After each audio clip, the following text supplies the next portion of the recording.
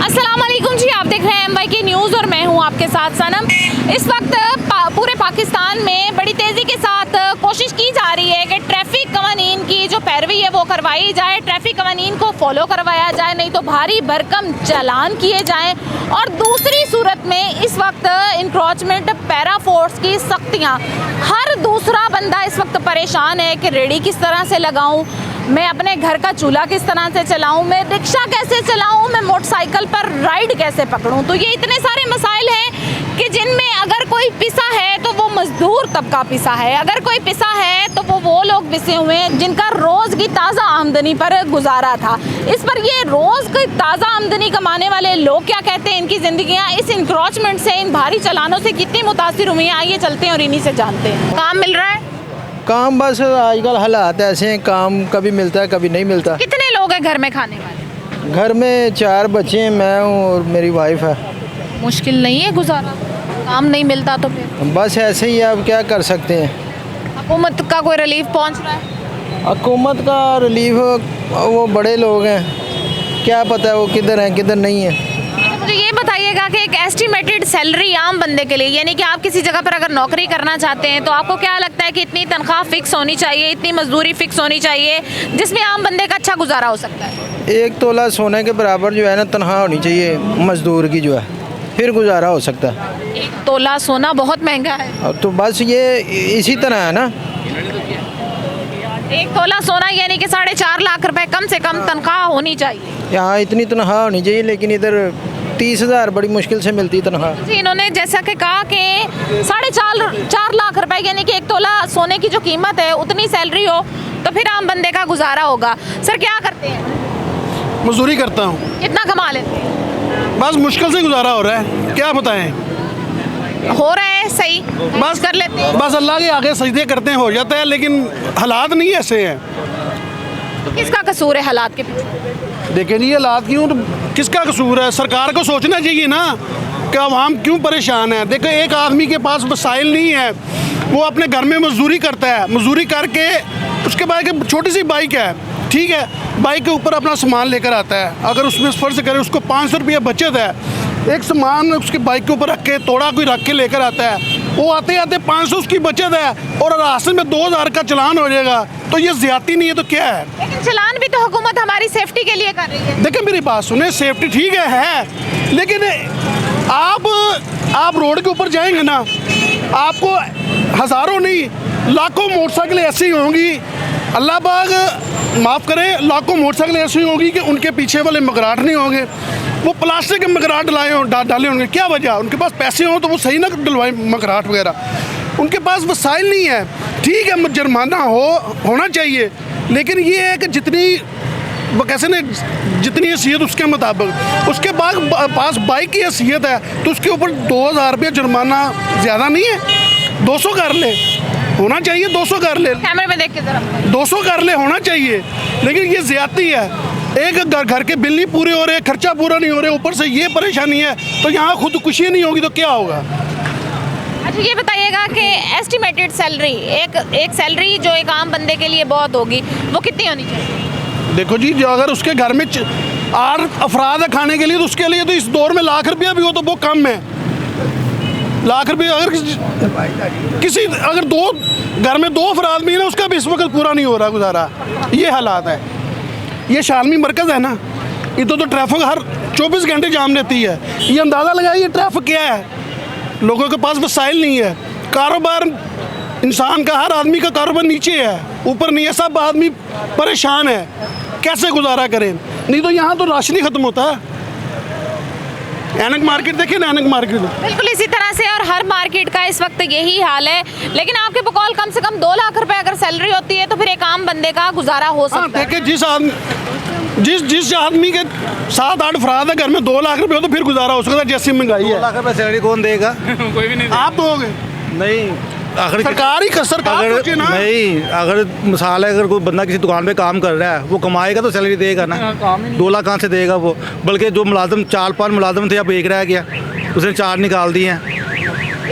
इस बात की सबसे बड़ी वजह क्या लग रही है आप लोग? तो कारोबार नहीं है ना, महंगाई मैडम, महंगाई। कारोबार नहीं है, कस्टमर नहीं आ रहा। अब वो पहले तरह सेल नहीं है, इसी वजह से जो है ना वो अब वो सिस्टम बहुत ख़राब हो गया हुआ है। देखना सारी इधर खड़े हुए हैं, फारिग ही हैं। काम होता तो किसने आना था इधर खड़े होने के लिए? किसने आना था इधर? सारे दुकानदार ही हैं, फारिग बैठे हुए हैं, इसलिए इधर आते हैं। इस तरह से है कि इस दौर में हर इंसान के लिए मुश्किल और परेशानी है, और इस वक्त सबसे बड़ी परेशानी ये है कि घरों के चूल्हे ठंडे हुए पड़े हैं, काम है नहीं, और लोगों के घरों के चूल्हे नहीं चल रहे। 5 बजे के हम निकले हुए हैं, रशिया चलाता हूँ मैं, मजदूर हूँ मैं, चिंची रशिया। सुबह घर से निकलते नहीं, 2000 का चलान करवा लिए। चलान हो जाता है बगैर बात ही, भाई आपकी लाइट नहीं है, आपकी ये नहीं है, आपका लाइसेंस नहीं, सारा कुछ होने के बावजूद भी 2000 का चलान कर दिया है। लेकिन ऐसा कैसे हो सारा दिन में सिर्फ क्या कमाए, 800 रुपये लेके घर, 800 रुपये दिहाड़ी दें हम रशिया वाले को कि घर का चूल्हा चलाएं। पहले माहौल नहीं था, जैसे पहले नवाज तो सारा काम खत्म हो गया ना। मजदूर क्या करे, मजदूर तो रुल गया है। जबकि 2000 का चलान है, सवारी 1000 रुपया किराया देगी, जो 2000 का चलान हो गया 1000 हम घर से तो नहीं भर सकते। कैसे गुजारा करते हैं? बस क्या गुजारा करते हैं, रो रहे हैं अपनी जान को, सारे जलील हो रहे हैं। बड़ी मुश्किल से मिलता है, अब किससे मांगे, क्या भीख पे भीख? हम मुल्तान के हैं, घर से फ़ोन आता है खर्चा भेजो, इधर काम नहीं है जी, अड्डे बंद है। अड्डे किस लिए बंद है जी? चलान कर रहे हैं 20-20 हज़ार का, 40-40 हज़ार का चलान कर रहे हैं, इसलिए हम जो जलील हो रहे हैं। आप क्या समझते हैं कि आपको एक फिक्स अगर कोई अमाउंट आपके पास हो कि एक तनख्वाह फिक्स कर दी जाए या मजदूरी फिक्स कर दी जाए, वो कितनी होनी चाहिए आपके घर का चूल्हा चलाने? हम घर के 8 अफराद हैं और 1 कमाने वाला है, आप समझ लें क्या होना चाहिए। 8 अफराद खाने वाले जिसके होंगे, 1 कमाने वाले। पहले सही कमा लेते थे, पहले फिर भी सही थे, जब का चलान शुरू किया इन्होंने जलील कर दिया इन्होंने। हर तरफ से पहले तो मैं पैदल जा रहे हैं काम कर। 2000-2500-3000 की दिहाड़ी लगाता था मैं, अब 1200-1500 पे आए हुए। 800 रुपये उसके ठेके वाले तो दे देते रशिया वाले मालिक को, 800 रुपये हम घर ले जाते हैं। 800 रुपये पता भी नहीं चलता, आटा लेके जाएँ, घी लेके जाएँ, चीनी लेके जाएँ, सभी बच्चे हमारे भूखे बैठे होते हैं घर पे।